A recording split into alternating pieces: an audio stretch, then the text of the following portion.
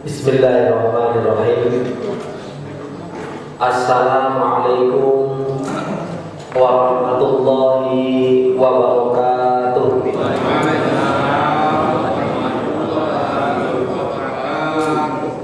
Alhamdulillahilladzi arsala rasulahu bil huda wa dinil haqq liyudhhirahu 'alad dini kulli wa kafa billahi syahida. Asyhadu an la ilaha illallah wahdahu la syarika lah wa asyhadu anna Muhammadan abduhu wa rasuluh. Ma sya'allahu kan wa ma lam yasha' lam yakun, la haula wa la quwwata illa billah. Qala Allah ta'ala fi kitabihil 'aziz, a'udzu billahi minasy syaithanir rajim. Bismillahirrahmanirrahim. Ya ayyuhalladzina amanu taqullaha haqqa tuqatih wa la tamutunna illa wa antum muslimun. Ittaqullaha wa qulu qawlan sadida yuslih lakum a'malakum wa yaghfir lakum dzunubakum. Wa may yuti'illaha wa rasulahu faqad faza fawzan 'azima. Wa qala Nabi sallallahu alaihi wasallam, ridallah fi ridal walidain wa sakhatullah fi sakhatil walidain. Sadaqallahul azim wa sadaqa rasuluhun nabiyul karim. Hamba Allah, muslimin muslimat, jamaah salat subuh Masjid Al-Aqwam yang dimuliakan Allah Subhanahu wa taala. Puji syukur kita haturkan kehadirat Allah semata yang masih memperkenankan kepada kita semuanya untuk menikmati kehidupan dunia yang fana ini. Mudah-mudahan kita bisa mengambil manfaat yang sebanyak-banyaknya dan sebaik-baiknya agar kita bisa memperoleh bekal untuk kembali menghadap kepada Allah penuh dengan kebahagiaan dan penuh dengan kesuksesan. Salawat dan salam semoga juga Allah selalu mencurahkan dan melimpahkannya kepada insan teladan baginda Rasulullah sallallahu alaihi wasallam yang telah membimbing kepada kita semua ke jalan yang benar, ke jalan yang selamat. Semoga kita bisa terus istiqomah mengikuti jejaknya agar kita bisa mendapatkan syafaatnya. Hadirin sekalian, waktu terus berjalan, tidak terasa sekarang ini kita posisi sudah ada di pertengahan bulan Rajab. Setelah Rajab bulan apa Pak? Sya'ban. Itu menandakan bahwa Rajab sekarang tinggal setengah bulan, kemudian masuk bulan Sya'ban 1 bulan lagi, kemudian akan datang kepada kita semua bulan yang sangat-sangat disucikan, yaitu bulan Ramadan. Kami ingatkan, mumpung masih ada waktu, barangkali di antara jamaah Masjid Al-Aqwam ini masih ada yang mempunyai hutang puasa khususnya. Biasanya bagi ibu-ibu yang hutangnya tidak cuma kadang-kadang sedikit, tapi 2 kali lipat atau 2 minggu, karena bisa jadi awal Ramadan dia datang bulan, kemudian akhir Ramadan ketemu datang bulan lagi, akhirnya berlipat ganda. Apalagi ditambah lagi akhir Ramadan pulang kampung, kemudian menambah lagi jumlah tidak berpuasanya. Tapi berharap, saya berhusnudzon jamaah Al-Aqwam ini, baik bapak-bapak ataupun ibu-ibunya, sudah tidak lagi ada yang mempunyai hutang puasa. Mudah-mudahan. Kita lanjutkan kajian kita pada kesempatan kali ini, giliran kitab Bulughul Maram Yang kemarin kita terakhir sudah ada di babul birri wasilah, alias bab kebaikan dan menyambung silaturahim. Kita sudah mengakui dengan dalil yang sangat-sangat kuat, baik itu dari Al-Quran dilengkapi dengan Al-Hadis, bahwa keutamaan silaturahim ternyata sangat-sangat membahagiakan buat kita, sampai Rasul mengukur masuk tidaknya seseorang ke dalam surga itu dilihat dari silaturahim.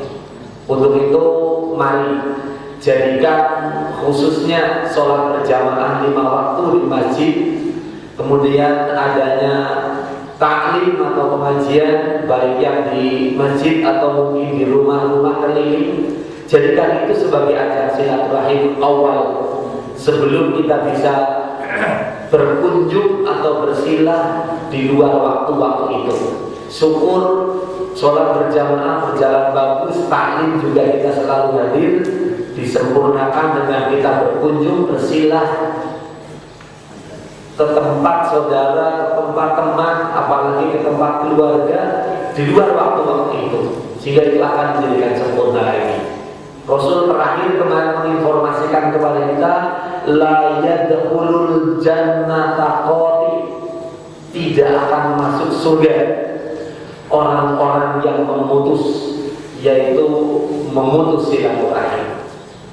Selama ini kita tahu keutamaan sedekah, kita tahu keutamaan berzikir, sudah banyak sama-sama kita pahami. Tapi tidak ada itu jaminan untuk surga ataupun tidak. Tapi ternyata silaturahim ini menjadikan kita sama-sama harus lebih mengupayakan, walaupun baru tahap awal, yaitu bersama-sama kita memakmurkan masjid sekaligus kita mendapatkan nilai silah. Baik, kita lanjutkan. Pada kesempatan kali ini kita memasuki hadis yang ketiga dari bab silah ini, atau dalam urutan hadis di Bulughul Maram ini adalah hadis ke-1485. Di sana hadis dibawakan dari sahabat Abdullah bin Amr bin As dari Nabi Sallallahu Alaihi Wasallam. Beliau bersabda, hadis ini sangat masyhur sekali, walaupun mungkin kita tidak hafal, tapi sangat-sangat paham. Rasul menyebutkan ridallah fi ridal walidain. Kata Rasul, ridho Allah itu tergantung ridho orang tua. Wa sakhatullah fi sakhatil walidain, dan murka Allah itu juga tergantung dari murka orang tua. Sangat mudah kelihatannya untuk meraih ridho Allah, yang semua orang selama ini kadang mengidam-idamkan, tapi masih belum banyak menemukan jalannya dengan berbagai macam melakukan kebaikan, tapi bukan jadi ukuran yang telak dan utama. Dalam hadis ini Rasul menyebutkan ridho Allah itu diukur bagaimana orang tua kita ridho kepada kita. Demikian juga sebaliknya, murka Allah juga diukur bagaimana kemurkaan atau kemarahan orang tua terhadap kita semuanya. Yang menjadi soal selama ini bukan sekedar ridho saja, tapi masalahnya dalam membedakan antara orang tua yang satu, dalam hal ini adalah bapak dan ibu, dan juga ada orang tua yang kedua, yaitu bapak dan ibu mertua, yang selama ini banyak salah kaprah. Karena dilengkapi dengan hadis yang lain, kita mungkin sering mendengar begini, kalau suami atau bapak-bapak yang paling utama untuk ditaati, untuk pertama diberikan penghormatan adalah orang tua. Tapi kalau untuk istri adalah suami. Ini yang kadang-kadang menjadikan salah kaprah. Bagaimana kita memberikan solusi? Ini yang menjadikan kadang-kadang iri buat para ibu-ibu atau para istri. Enak ya, bapak-bapak orang tua dipikirkan, tapi sementara untuk ibu-ibu atau untuk istri-istri hanya suruh memikirkan suami. Padahal tidak seperti itu. seandainya bapak-bapak faham, seandainya suami-suami mengerti, tidak ada bedanya sebenarnya, baik itu orang tua sendiri kandung dari pihak suami atau bapak itu, atau mungkin orang tua istri, sama, hakikatnya sama. Maka kefahaman itulah yang menjadikan akan menimbulkan keharmonisan. Tetapi ketidakpahaman akan menjadikan fitnah. Karena belum lama, sebulan yang lalu, ada seorang ibu-ibu yang mengadu kepada saya tentang masalah seperti ini. Gila lebaran datang, bapaknya ngasih kepada ibunya atau kepada bapaknya sendiri sekian, tapi gila ngasih kepada mertua jauh 1/5-nya memberikannya. Kan yang membuat sakit hati atau tidak rela adalah seorang istri. Orang tua saya kok cuma begini dalam memperlakukannya. Tidak bisa seperti itu. Mau orang tua kandung, mau mertua, hakikatnya sama. Kenapa? Iya, kalau mungkin kita belum punya embel-embel, belum punya istri, mungkin silakan orang tua nomor 1. Tapi dengan kita mendapatkan istri sebagai pendamping, kita mendapatkan ibu gitu. Bagaimana coba? Ya bagaimana kita sudah senangnya kita kepada istri kita, perhatikanlah bagaimana orang tuanya. Ini yang tidak selama ini banyak orang perhatikan. Tapi mudah-mudahan dengan kajian kali ini kita tidak lagi akan membedakan bagaimana mertua adalah orang tua kita, apalagi orang tua kita itu sendiri. Makanya sekarang ini bagaimana sebagai suami atau para bapak-bapak kepingin lebih dihormati, kepingin lebih ditaati, kepingin lebih disayangi oleh para istri. Ayo, jangan membedakan antara orang tua dan mertua. Karena terjadi fitnah. Kalau umpama gitu, sebagai bapak atau suami hanya orang tua yang dipikirkan, sementara mertua tidak, menjadikan istri sakit hati, menjadikan istri tidak ikhlas, mungkin akan dirasakan sendiri oleh para bapak atau oleh para suami. Nah, bagaimana coba kalau sudah istri sudah tidak lagi ikhlas, sakit hatinya itu juga menjadikan tidak berkah dalam kehidupan rumah tangga. Maka dari itu mari kita mulai kali ini membenahi.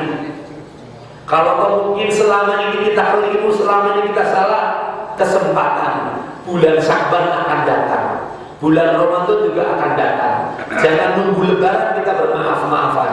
Tapi sebelum memasuki bulan Ramadan, baik bapak ataupun ibu perhatikan bagaimana orang tua kita dan bagaimana mertua kita. Insya Allah nanti kalau seandainya seorang bapak atau seorang suami memperhatikan orang tua bukan hanya yang kandung tapi juga kepada mertua, nanti istri pun seperti itu, tidak lagi akan membedakan antara orang tua sendiri dan mertua. Yang selama ini terjadi begini, karena bapak atau suami memperhatikan mertuanya berbeda, sehingga yang terjadi ibu-ibu pada ngumpet-ngumpet atau mungkin mencuri-curi ketika mau melakukan kebaikan kepada orang tuanya sendiri. Karena apa? Suaminya membedakan atau bapaknya membedakan dalam memberikan kebaikan terhadap orang tua kandung atau orang tua mertua. Tapi insya Allah kalau seorang suami atau seorang bapak dalam memberikan kebaikan tidak pilih kasih antara orang tua kandung dan mertua, yakin istri pun akan penuh dalam mentaati suami, akan ikhlas setulus hati dalam melakukan kebaikan kepada suaminya. Jangan sampai timbul ngumpet-ngumpet, apalagi nyuri-nyuri untuk melakukan kebaikan kepada orang tua istri, nyuri kan tidak pantas itu, tidak diizinkan. Walaupun mungkin akhirnya terjadi dalam hukum boleh. Kalau sudah orang tuanya tidak diperhatikan, ya sudah, silakan istri boleh melakukan, tapi tidak boleh berlebihan. Seperti hanya suami yang kurang dalam memberikan nafkah terhadap istri, istri boleh mengambil uang suami sesuai dengan kebutuhannya sendiri dalam rumah tangga. Kalau memang kurang, tapi saya yakin bapak-bapak di Masjid Harapan ini bukan kurang, malah berlebihan. Tapi mungkin yang terjadi sebaliknya, ibu-ibu yang sangat berlebihan dalam menggunakan uangnya sehingga menjadikan kurang. Itu yang tidak diinginkan. Maka bagaimana kita dengan adanya taklim atau thalabul ilmi ini diiringi dengan ibadah yang benar, terjadilah yang namanya rumah tangga yang semua kita idam-idamkan dan yang Allah Subhanahu wa taala harapkan, yaitu keluarga yang sakinah, mawaddah, warahmah. Selama ini kita mendapatkan kata-kata sakinah, mawaddah, warahmah sangat disayangkan hanya ketika pengantin baru. Nasihat ini hanya ketika dalam pengantin saja. Selesai acara akad nikah, selesai acara walimah, bubar saja. Terserah masing-masing. Tidak sangat diharapkan. Justru kalau di awal acara akad nikah sudah diberikan nasihat bagaimana rumah tangga itu untuk membentuk satu keharmonisan yang Allah sebut dengan kalimat sakinah, mawaddah, warahmah, terus dibina, terus diperbaiki sampai dengan akhir hayatnya.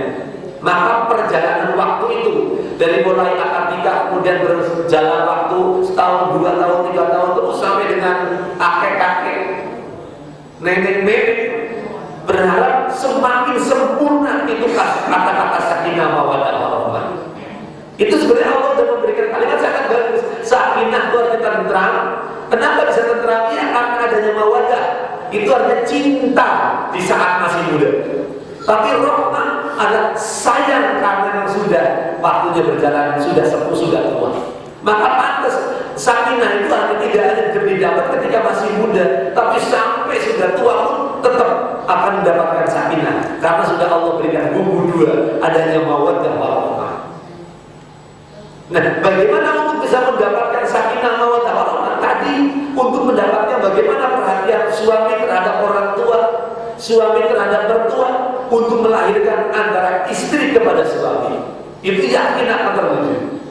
Karena maaf, kita sebagai suami yang masih punya orang tua dan punya mertua nanti akan diikuti oleh anak-anak kita.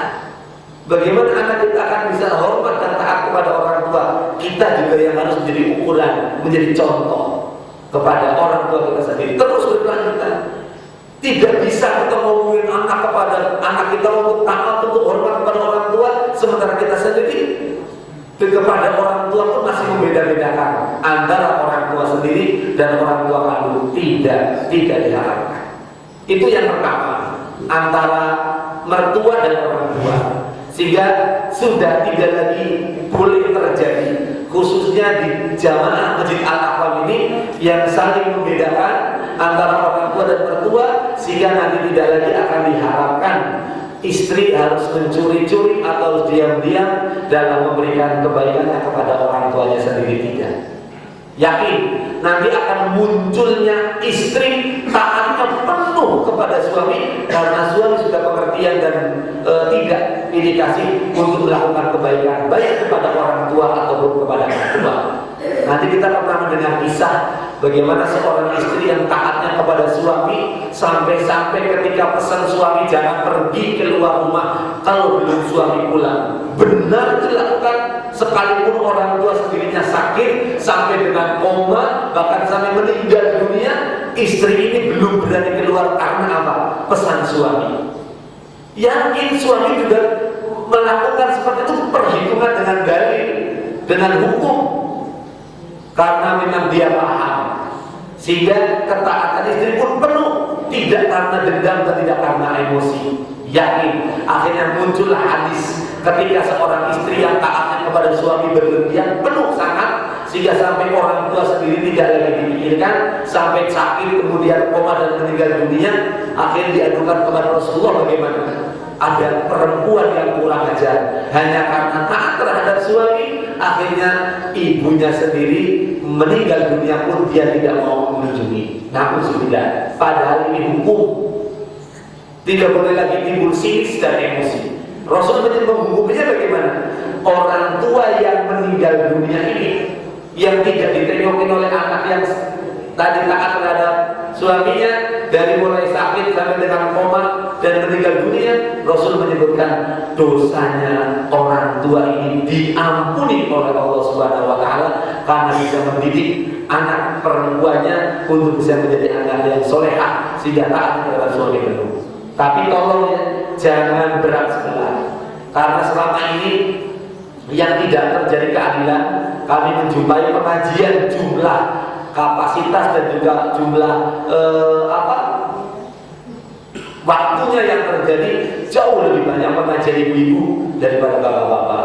Nah, ibu-ibu dilema, saya harus taat sama suami, sementara saya sendiri juga punya orang tua. Nah, kan akhirnya begitu. Tetapi karena suami-suami juga hendaknya bisa memikirkan mertua atau memikirkan orang tua daripada istri sendiri, yakin nanti akan bapak-bapak akan suami-suami dapatkan hasilnya sendiri. Kemudian yang kedua, masalah orang tua juga tadi ada terjadi dua kubu juga antara ibu dan bapak. Sementara kita pernah mendengar hadis ketika ada seorang laki-laki datang kepada Rasulullah, ya Rasul, siapa orang yang pertama kali harus saya lakukan kebaikan? Kata Rasulullah, ibumu. Terus siapa lagi ya Rasul? Ibumu lagi. Sampai 3 kali. Siapa lagi ya Rasul? Ibumu. Kemudian siapa ya Rasul? Baru bapakmu. Ini bagaimana kita mensikapi kalau begitu? Kita bingung, jangan bingung. Kalau seandainya orang tua itu juga bapak dan ibu sama-sama ngerti hukum, nggak perlu pakai buku, mesti sama-sama dalam perjalanan. Kecuali kalau terjadi ada dua perbedaan yang diperintahkan kepada anak, antara perintah bapak sama perintah ibu berbeda gitu. Nah, dalam hal ini Islam mengajarkan dulukan perintah ibu terlebih dahulu daripada perintah bapak. Kalau seandainya bapak-bapak juga menuntut ilmunya tulus karena Allah, yakin nggak mungkin akan terjadi iri-irian. Karena begini hukum, bukan karena harus ego-egoan. Oh enak banget ya ibu dulu, sementara kan gitu. Tidak, sudah dapatkan ini sebagai hukum dalam melaksanakan ibadah kepada Allah. Kita cuma satu kalimat kok. Ketika Allah dan Rasulnya sudah memberikan hukum, kalimat yang suruh kita dapat, suruh kita lakukan adalah sami'na wa ata'na. Saya dengar dan akan saya taati. Gak boleh mau iri-irian, apalagi pilih kasih yang mewujudkan permusuhan dan dendam gitu. Ketika ada seorang anak taatnya kepada orang tua berupa ibu, kemudian dia lebih, sementara bapaknya di nomor 2 kan, kemudian bapaknya iri, bapaknya marah, itu tidak berilmu. Tetapi kalau bapak yang berilmu atau ibu yang berilmu, yakin tidak akan saling membedakan. Oh iya, kalau memang lagi sama ibu ya silakan, saya menyusul kemudian. Nah, dua dalil ini antara bapak dan ibu, mana yang didahulukan? Ternyata semua ulama sepakat ibu yang didahulukan, sehingga bapak-bapak tidak akan muncul sakit hati apalagi ini ya. Demikian juga antara mertua sama orang tua juga mohon kepada para suami untuk tidak dibeda-bedakan agar bisa mendapatkan cinta dari istri penuh, ketaatan dari istri maksimal, tidak lagi akan dibeda-bedakan, sehingga tidak lagi akan muncul melakukan kebaikan atau sembunyi-sembunyi karena takut diketahui oleh suami. Padahal kalau sama-sama mau mengetahui hukum, ketika istri mau melakukan kebaikan kepada orang tuanya, monggo, itu juga orang tua saya. Tapi juga istri juga perhatian, oh iya, orang tua saya dikasih, mertua juga dikasih. Sama, baik suami memperhatikan orang tua dan mertua, istri juga saya yakin dalam memperhatikan orang tua dan mertua juga tidak jauh berbeda. Ini hukum menjalankan. Tidak lagi boleh terjadi simpang siur pendapat yang akhirnya menjadikan fitnah. Tidak diinginkan. Hadis yang pertama, ukuran ternyata adalah orang tua untuk mendapatkan ridho dari Allah Subhanahu wa Ta'ala. Yang hadis berikutnya ini yang kadang-kadang menjadikan kita bingung dalam menghadapinya. Padahal tidak. Hadis berikutnya, hadis 14 atau 1486 dari Anas bin Malik dari Nabi SAW, beliau bersabda, "Walladzi nafsi biyadihi." Demi zat yang tanganku ada di hadapannya, ada di tangannya. La yu'minu abdun, tidak dikatakan beriman salah seorang hamba, hatta yuhibbal jari, sehingga dia bisa mencintai atau berbuat baik kepada tetangganya, ma yuhibbu li nafsi, seperti hanya dia mencintai atau melakukan kebaikan kepada diri sendiri. Nah, kalau hadis yang berikutnya yang kedua ini, ukuran kebaikan ukuran iman ternyata tetangga. Tuh, tetangga menjadikan ukuran iman. Bagaimana kita disebut iman? Bagaimana kita juga memperhatikan tetangga? Kalau seandainya kita kepengen senang, kita mengharapkan bisa hidup senang, bikin tetangga juga bisa senang. Kalau kita kepengen hidup kaya, jangan biarkan tetangga kita juga miskin. Nah kan, ini yang tidak sampai seperti ini. Yang mungkin kalau kita sedang emosi, kok malah tetangga ya? Iya, ternyata justru tetangga yang menjadikan utama. Kalau tadi orang tua, bagaimana sekarang posisi antara orang tua sama tetangga? Ternyata justru belum tentu kan tetangga itu adalah berbentuk saudara tidak. Maka tetangga di sini ada 3 macam. Tetangga itu bukan orang Muslim, itu mempunyai satu hak hanya sebagai tetangga. Ada tetangga yang memang orang Muslim, mempunyai 2 hak, yaitu hak tetangga dan hak kemuslimannya. Ada tetangga yang mempunyai 3 hak, adalah yang bertetangga dengan kita adalah keluarga atau saudara. Sehingga hak pertama adalah sebagai tetangga, hak yang kedua sebagai seorang Muslim, dan hak yang ketiga sebagai famili atau sebagai keluarga. Maka yang jelas sampai Islam mengajarkan bagaimana tetangga adalah nomor 1 sebagai ukuran iman. Karena kalau sudah berbicara masalah keluarga nggak tahu di mana, apalagi yang masih di kampung, ketika terjadi apa-apa terhadap diri kita bagaimana? Iya, tetangga yang paling utama. Maka juga jangan suka membeda-bedakan. Ya, kalau sesama orang tua berlebihan jauh-jauh, sementara tetangga dicuekin. Yang selama ini kita dengar justru hidup di ibu kota, khususnya di Jabodetabek, Jakarta, Bogor, Bekasi ini menjadi fitnah. Kenapa? Hidupnya tidak bertetangga, sendiri-sendiri, karena tembok rumahnya tinggi-tinggi, tidak kenalan. Karena apa? Semua masing-masing sibuk, tidak lagi ada waktu. Nah, untuk jamaah Masjid Al-Aqam tidak seperti itu.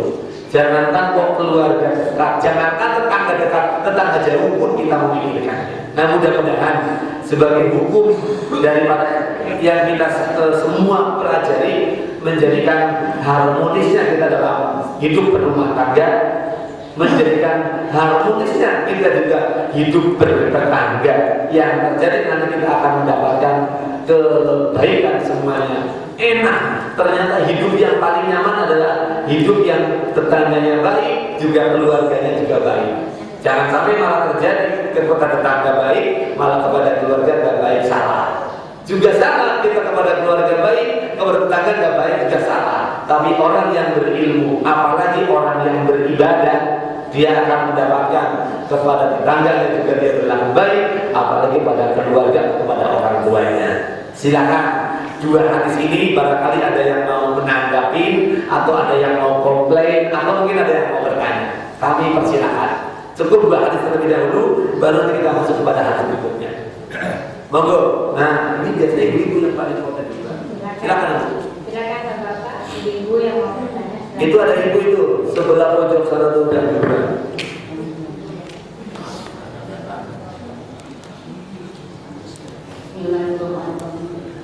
Assalamualaikum warahmatullahi wabarakatuh. Waalaikumsalam. Ustaz, saya menanggapi masalah mertua dan orang tua sendiri. Ada orang yang suami istri itu bekerja, lantas hasil suaminya untuk keluarga semua dan bisa juga untuk mertuanya. Lantas hasil istrinya tadi untuk orang tuanya istrinya sendiri. Lantas suami itu ada kekurangan dana untuk keluarganya, pakai uang hasil istrinya. Lantas sama istrinya itu harus mengembalikan karena itu hitung hutang. Yang mau ditanyakan adalah bagaimana itu hukumnya. Terima kasih. Assalamualaikum warahmatullahi wabarakatuh. Waalaikumsalam warahmatullahi wabarakatuh. Iya, bagus sekali. Karena mungkin ada hukum begini, harta suami adalah harta istri, tapi harta istri bukan harta suami, gitu ya Bu? Iya. Tapi yakin untuk jamaah Masjid Al-Aqam tidak seperti itu. Ya udah, orang sudah rumah tangga kok gitu. Maaf ya, jangan pakai emosi, jangan pakai nafsu. Selama ini terjadi nafsu, enggak punya harta saya kerja kepada istri kan gitu. Sementara suami semua diberikan itu. Saya yakin kalau istri yang baik, jangankan harta itu harta bekerja, ini berupa mahar, contoh mahar. Itu pun mahar hak sangat itu diberikan oleh suami kepada istri. Ketika terjadi dalam perjalanan gitu loh, maaf gitu loh. Namanya rumah tangga kan ada yang namanya kekurangan. Tidak punya harta, hanya tinggal mahar. Yakin istri yang baik gak perlu pakai ngitung utang, Mas pakai ini mahar, silakan. Apa untuk modal untuk apa? Enggak ada kata-kata hitung-hitungan mau dihitung sebagai utang, tidak ada. Tetapi sebagai seorang suami juga harus mengerti gitu. Kadang-kadang juga bahasanya pinjam tapi gak kembaliin gitu. Dek, itu kata bapaknya, kata suaminya, Dek, saya pinjam dulu ya maharnya untuk modal. Nah itu kalau udah pakai bahasa pinjam ya wajib dikembalikan. Ya, kalau sudah bahasa pinjam dulu, jangan mentang-mentangin kepada istri kok pinjam gak dikembalikan, atau sebaliknya. Ada juga kita ada karena anak punya tabungan, Dek pinjam dong gitu, dipinjemin tapi ternyata nggak kembaliin, salah. Kalau berbicara masalah pinjam atau utang kepada siapapun wajib mengembalikan. Nah kalau tadi seorang istri yang kemudian dipakai hartanya oleh suami, itu ijabnya apaan? Apa memang suaminya meminjam atau memang istrinya memberi? Nah itu kan bahasanya berbeda. Kalau memang istrinya ngasih, Mas ini daripada kekurangan pakai aja deh silakan gitu. Iya, jangan mengharapin untuk dikembalikan gitu. Tapi kalau memang suaminya minjem, dipinjam dulu sini kita dikembalikan, itu wajib mengembalikan. Cuma lebih masalah lagi gitu loh. Sekalipun itu minjem, tapi ternyata dalam perjalanan tidak ada yang untuk mengembalikan, maaf, apalagi keluarga suami istri, orang lain gitu loh, ada tetangga pinjam kepada kita kasih pinjam, bilangnya sebulan juga kunjung selesai, dikasih waktu lagi sebulan lagi, 2 bulan, 3 bulan, 4 bulan, sampai setahun.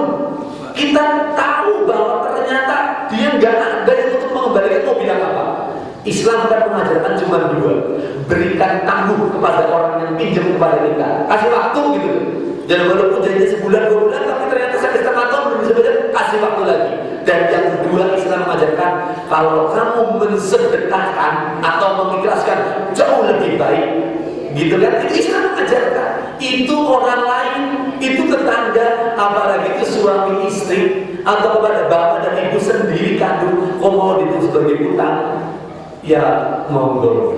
Ya kecuali memang ada suaminya itu ada begitu memakai uang, kemudian lama-kelamaan sukses usahanya, ya silakan mau ngitung juga gak apa-apa. Kayak tadi sebenarnya gitu kan, tetangga utang kepada kita, silakan, kita gak mau mengikhlaskan gak apa-apa, orang namanya dia utang. Tapi kan Islam mengajarkan kepada kita mensedekahkan atau mengikhlaskan lebih baik. Kalau kata ibu, iya, kalau cuma sedikit mah diikhlaskan gak apa-apa, gede gitu, diperhitungkan. Ya, mudah-mudahan ibu semua dan bapak-bapak juga mengerti ketika emang suaminya benar-benar merasa keperluan. Kalau ibu punya tabungan, jangan sampai dibilang apa sih bu? Udah tahu suaminya pontang-panting ke sana kemari, apalagi sampai mau minjem ke orang lain. Sementara ibu atau istri punya tabungan, kok diem aja? Dipegangin aja enggak. Dan kalau dikasih sama suami gak bakal diganti, gak bakal dikembalikan. Rela suaminya minjem ke orang lain, sementara istrinya punya tabungan. Terlalu gitu. Istri macam apa? Ya bila perlu tadi ketika suaminya pontang-panting ke sana kemari, Mas ada apa? Ini pakai. Subhanallah. Yakin ibu, nanti suami akan berpikir, subhanallah, benar-benar ibu nih, oh gitu. Jangan malah terjadi kurang ajar ya. Ibu punya tabungan kok diem-diem, sementara bapak malah terjadi berantem, gak ada. Tidak berdimingkan terjadi. Silakan, maaf. Makanya kepada bapak dan ibu, rajin-rajin membaca doa Rabbi shrah li sadri wa yassir li amri wa saling lapang. Jangan menunggu diminta, kalau bisa jangan menunggu diminta. Maaf, ini buat ibu-ibu ya. Kalau sampai suami sendiri bingung ngotak-ngatik nyari mimbar nggak dapat, ibu punya tabungan mau diem aja. Terus bagaimana? Bagaimana kalau terjadi orang lain yang punya kebutuhan banyak? Sangat-sangat berat sekali. Mudah-mudahan itu yang lalu terjadi. Kalau mau sekarang masih ada apa yang dipakai oleh suami kepada istri tadi masih belum dikembalikan, ibu melihat, ya, ibu melihat suami kita ada enggak yang untuk mengembalikan. Kalau nggak ada yang mengembalikan, tak ikhlasin. Ini maaf buat ibu terutama, karena udah berbicara masalah pinjaman atau masalah utang, kalau sampai terjadi di bawah mati, Allah tidak mau menerima ruhnya. Nabi sendiri tidak mau menyolatkan jenazahnya. Makanya kan menjadi hukum ketika mau menyolatkan jenazah, pihak keluarga sudah memberikan sepakat 2 patah kata. Sampaikan, barangkali ada yang punya urusan utang piutang dengan jenazah ini kepada saya sebagai keluarga. Nah, kalau sudah ada yang bertanggung jawab seperti itu, bebas jenazah itu dari urusan duniawi. Nah, kalau umpama gitu, tadi suami yang punya utang meninggal, kemudian istri belum mengikhlaskan, waduh, itu nggak boleh disolatkan kalau masih punya utang begitu. Tega, Bu. Kalau suaminya masih punya utang sama ibu, sama istri, kemudian meninggal dunia, masih tetap dituntut. Nanti dipotong, warisnya dipotong gitu. Untuk orang tua yang tak potong paling buat bayar utang, saudara. Muncul pertanyaan, beginikah keluarga yang sakinah? Bahkan keluarga sakinah saling melengkapi. Kekurangan istri ditutup oleh suami, demikian juga kekurangan suami ditutup oleh istri. Baik kekurangan masalah air atau kekurangan masalah harta, sama-sama untuk dibunuh. Mudah-mudahan bulan Rajab ini menjadikan kebaikan. Silakan yang masih punya utang bayar, baik utang kepada Allah atau mungkin utang kepada manusia atau mungkin utang kepada keluarga sendiri, suami istri kan. Ya, silakan yang lain, monggo.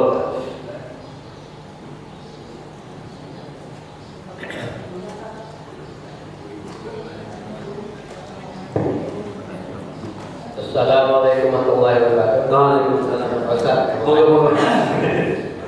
Jangan ngetes. Jangan ngetes. Monggo. saya punya tetangga non muslim. Bagaimana dia sering ngasih makanan pada saya? Apakah bisa terima atau saya? Bagaimana? Udah. Kedua, bagaimana kalau terus itu menyumbang untuk masjid? Apakah kita terima atau bagaimana, Ustaz? Terima kasih. Wassalamualaikum warahmatullahi wabarakatuh. Waalaikumsalam warahmatullahi wabarakatuh. Ini ilmu besar kali ini. Tetangga non muslim baiknya seperti itu, selalu ngirim makanan. Sementara tetangga yang muslim gak diceritakan itu pada ngirim makanan, ya malu. Ya tetangga non muslim bisa rajin ngasih makanannya. Bahkan tadi sampai ngasih jariah ke masjid, ngasih sedekah ke masjid atau ngasih hadiah ke masjid. Ini mohon kepada semuanya, bagus. Perhatikan, ini benar ya, kalau untuk kepada non muslim waspada, karena kita tahu bahwa bebasnya makanan yang dimakan oleh non muslim, khususnya dalam hal ini adalah makanan yang dilarang oleh Islam. Yang paling membahayakan adalah babi. Mereka udah biasa kalau itu, tapi mudah-mudahan kalau bapak sendiri paham, karena mereka kan ngerti dalamnya, oh dia nggak pernah pakai begitu-begituan, gitu. Apalagi kalau yang dikasihkan itu maaf lah, apa buah-buahan atau mungkin sekalipun makanan itu jelas makanan yang beli di sama-sama kita beli, gitu. Contoh beli kue Maharani gitu. Lu mau muslim juga beli di Maharani, gitu. Dia beli Maharani cuma ngasih ke kita, itu enggak boleh diterima. Yang enggak boleh itu pemberian makanan yang sudah diatasnamakan kepada selain Allah, yang sudah sesaji gitu. Lu mau diberikan enggak boleh. Ini yang jelas kalau teman hanya untuk muamalah kan boleh. Makanan boleh. Kita diberi apa? Maaf, ini terjadi banyak ketika bulan Lebaran, karena saking tetangga dekat sekali dengan non muslim, sampai tetangga non muslim itu ngasih pakaian, karena ngerti kita muslim diberikan mukena. Dan mukenanya mereka kebetulan tetangga muslim tadi, tetangga non muslim tadi orang kaya, diberikan mukena yang harganya maaf gitu loh, sangat mahal. Ya karena emang dia kaya gitu loh, kepingin berbuat baik kepada muslim, diberikan. Nah ini terima nggak apa-apa, tapi jangan sekali-kali terus kita punya kebaikan buat karena saya lebaran diberi, saya juga nanti ketika dia Natalan kita memberi. Nah ini nggak boleh. Ini jangan diotak-atik. Kalau mau beri aja, tapi jangan kaitannya dengan hak ibadah dia. Bila perlu dibalik malah boleh. Ketika dia Natalan ngasih ke kita, ketika kita lebaran kita ngasih ke mereka, itu malah boleh. Tapi yang terjadi kan nggak begitu. Yang terjadi ketika kita lebaran dia ngasih ke kita, itu sudah nanam budi. Itu politik sebenarnya, agar mereka nanti mendapatkan kebaikan dari kita. Oh, ditunggu nanti ketika Natalan. Ngasih kan? Itu sama dengan menghormati Natalannya mereka. Kalau masalah muamalah nggak jadi masalah, tapi kalau berbicara masalah ibadah, hati-hati. Apalagi kalau sampai masalah mengucapkan selamat Natal gitu. Termasuk karena Natal dan tahun baru sudah pakai selamat tahun baru juga sama. Nah, muncul setan yang berputar otak gitu loh. Nggak boleh kan kita menghormati Natal-Natalan. Nah, nanti memberikan hadiahnya bukan pas Natalan. Natal tanggal berapa Bu?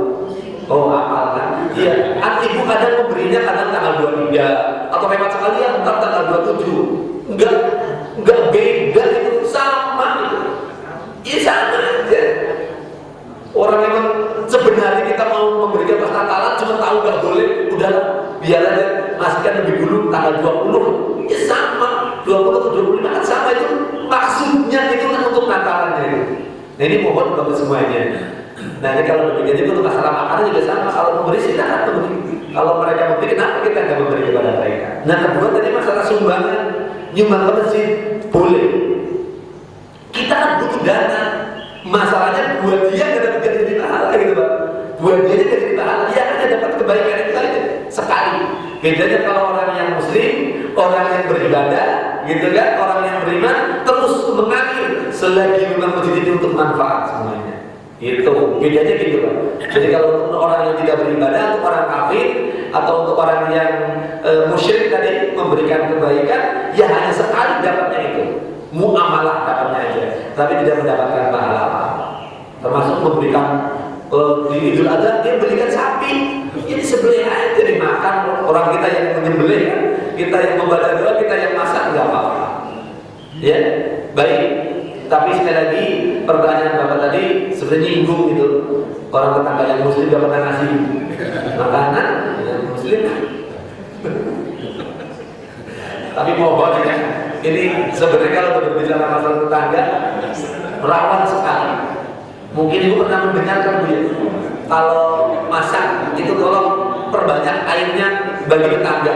Itu tetangga kan gak pada dulu gak muslim gak muslim. Satu, yang kedua, ibu juga tahu kan, kalau tetangga mencium bau masakannya wajib. Itu kan ternyata dari penciuman. Sama kalau kita melihat juga sama ibu pulang dari mana jalan-jalan yang kelihatan dari Bogor itu, pulang dari Bogor itu bawa kaos, tetangganya lihat itu punya hak untuk bisa nyicipin, walaupun cuma sepotong yang mudah digoreng atau sepotong yang mudah direbus, itu punya hak. Sama itu muslim kayak enggak muslim sama kalau udah berbicara masalah tetangga itu, ya. Apalagi tadi kan ternyata yang bau bukan hanya masakan aja. Tetangga kita pulang dari mana nggak kelihatan, orang mobilnya langsung masuk garasi, sehingga oleh-olehnya nggak pernah kelihatan. Tapi ternyata bau karena beli durian kan, dibuang tempat sampah, duriannya bau kemana-mana. Ini mohon yang bertetangga, ya. Fitnah yang disalahkan bukan tetangganya yang tadi, tapi yang beli durian tadi. Berilah hak kepada yang lain, gitu. Yakin kalau kita sudah diberikan hak oleh tetangga, kita pun akan memberikan balasan hak kepada yang lain. Gitu. Satu lagi, silakan. Biar pikir yang bertanya dijawab.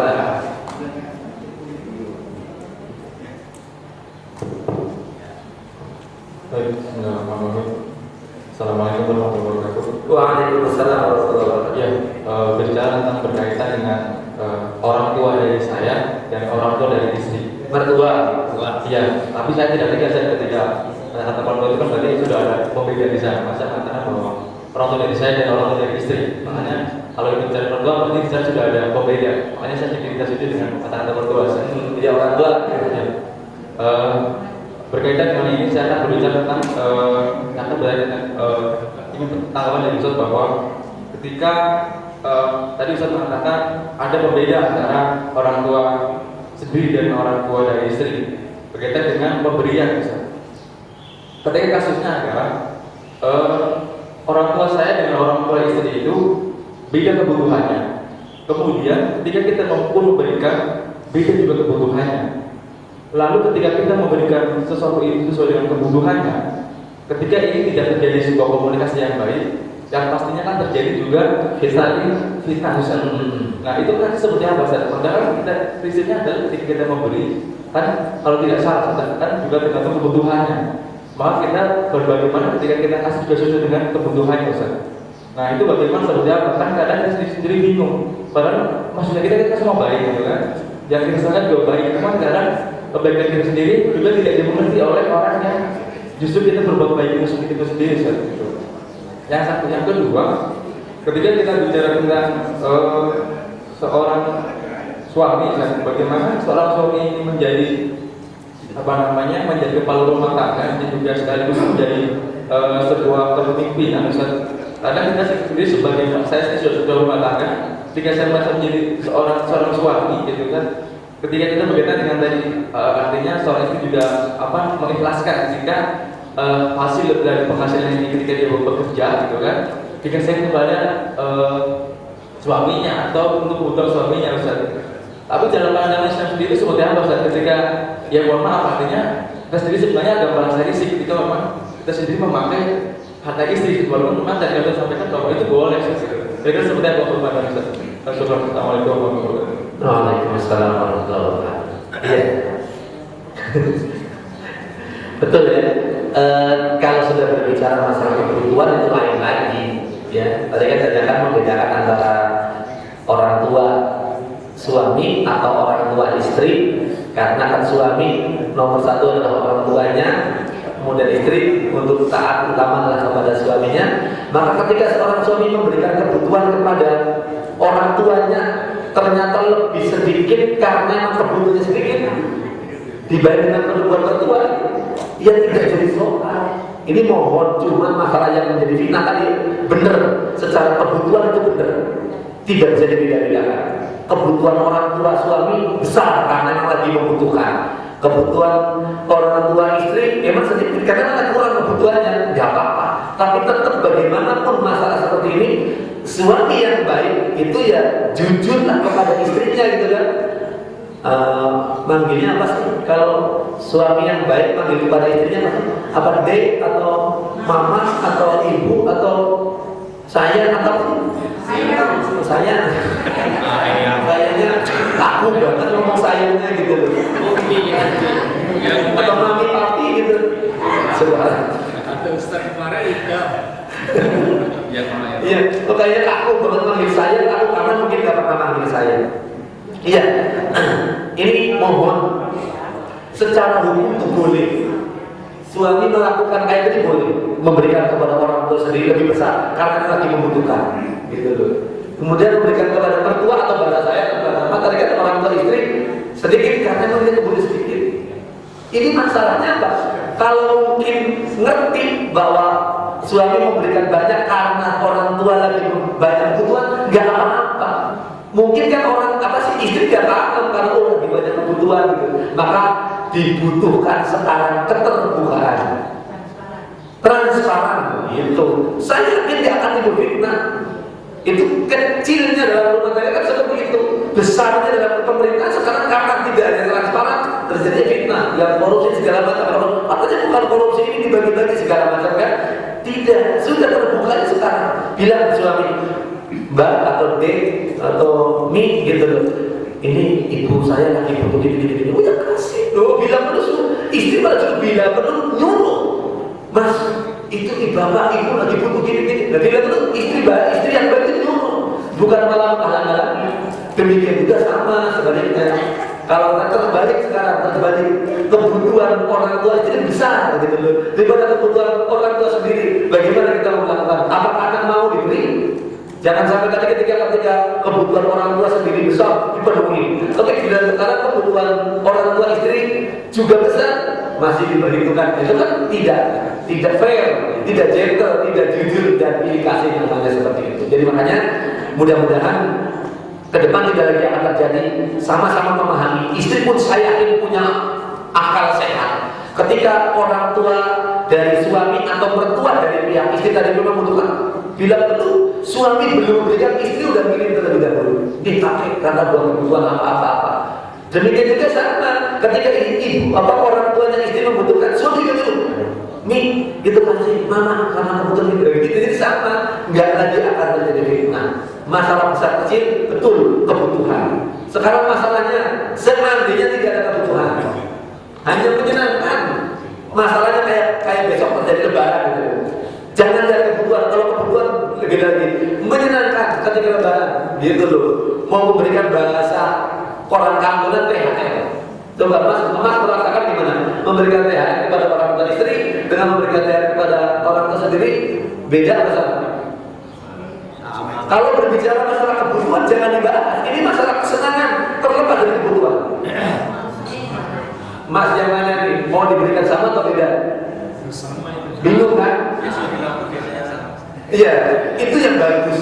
Kalau memberikannya sama, yakin. Maaf, bukan sekedar menyenangkan orang tua dan mertua, tapi juga membahagiakan istri kita sendiri. Subhanallah, suami saya memang gitu. Jadi jangan sampai terjadi kayak tadi. Kalau suami memikirkan orang tua sendiri, orang tua istri yang dipikirkan, ya diam-diam istri memberikannya. Itu fitnah. Walaupun boleh, tapi itu fitnah. Boleh kayak gitu. Nah yang kedua tadi, pertanyaannya, bagus sebenarnya kalau punya perasaan sebagai seorang pemimpin, sebagai seorang suami, memakai harta istri itu risih. Bagus itu peka gitu. Cuma sekarang ini banyak yang terjadi justru malah maaf kurang ajar gitu. Iya mentang-mentang istri kerja punya uang betul, mah pakai uang diri sendiri dulu. Gitu lah. Bukan diberikan apa malah pakai sendiri pakai uang mama. Ya. Kalau begitu bablas nih kelihatan itu. Iya tetap sekalipun istri punya penghasilan, suami juga punya hak memang nafkah itu kan diberikan nafkah. Gitu.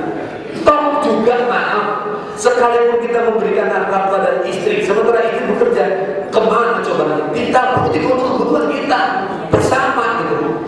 Saya yakin istri yang baik ketika mungkin tiba-tiba anak butuh bayaran sekolah, suami belum ngasih uang, ya kasih lah itu dari pihak istri. Saya yakin kalau suami juga gentle, suami juga fair, suami juga tidak dikasih, pokoknya hak. Karena sebenarnya yang mengelola harta suami dan istri udah berikan aja. Apalagi tahu kan, istri, ibu-ibu tahu kan, slip gaji suami tahu kan ya? Anggaplah suami gajinya 10 juta gitu, ibu tahu dapat 10 juta, gitu dapat. Dan langsung tabungkan gitu, nggak perlu pakai bingung. Jangan sampai bingung, jangan sampai salah kaprah gitu. Masa selama ini ibu jadi istri suami itu nggak pernah tahu sebenarnya bapak itu gajinya berapa? Nah itu yang terjadi salah gitu. Harus tahu. Selama ini yang saya tahu cuma hanya maaf ya, hanya justru orang-orang kecil. Suami istri yang hidupnya kontrak cuma pegawai pabrik. Jujur banget itu. Dikasih sedikit gajinya kepada istrinya, ngerti gaji pokok sekian, uang makan sekian, lembur, ketahuan semua udah dikasih. Tapi justru yang jadi masalah justru pegawai kantor ini yang pada nggak diketahui sama suami, sama istri. Karena langsung masuk ke rekening. Lagi mana? Tolonglah, tolong. Demikian juga istri harus peka ketika mendapatkan sesuatu kelebihan yang tidak wajar. Suami cuma gaji 10 juta, atau tiba-tiba dapat 50 juta dari mana nih gitu. Nanti takutnya kasusnya jadi masalah besar nanti. Enak duluan, tapi ke belakangnya jadi gak enak. Namun tidak juga. Mudah-mudahan untuk mas yang tadi, pertama sekarang ini tidak lagi mempersoalkan masalah orang tua istri dan orang tua sendiri, harus adil. Dan insya Allah kalau itu bisa diketahui oleh keluarga, oleh istri juga saya yakin tidak lagi akan menjadi masalah. Yang kedua, mudah-mudahan juga untuk para istri dan para suami ketika memang sama-sama mendapatkan penghasilan juga digunakan untuk di jalan Allah bersama-sama. Tiba-tiba umpamanya karena memang istri yang rajin ngaji di mana-mana dan kebetulan dia juga orang yang bekerja punya hasil, tiba-tiba suami nggak memiliki apa-apa. Tahu-tahu istri nabung, tahu-tahu daftar haji gitu loh. Pas besok kita zakat itu. Sementara suami nggak pernah ngasih uang untuk jatah haji kepada istrinya, tiba-tiba istrinya ngajak, ayo mas besok kita umroh. Subhanallah. Bisa dibangun seperti itu bisa. Karena apa? Suami ngaji, istri ngaji, ngerti sama-sama hukumnya. Istri juga tetap diberikan nafkah oleh suami karena memang sudah menjadi kewajiban suami.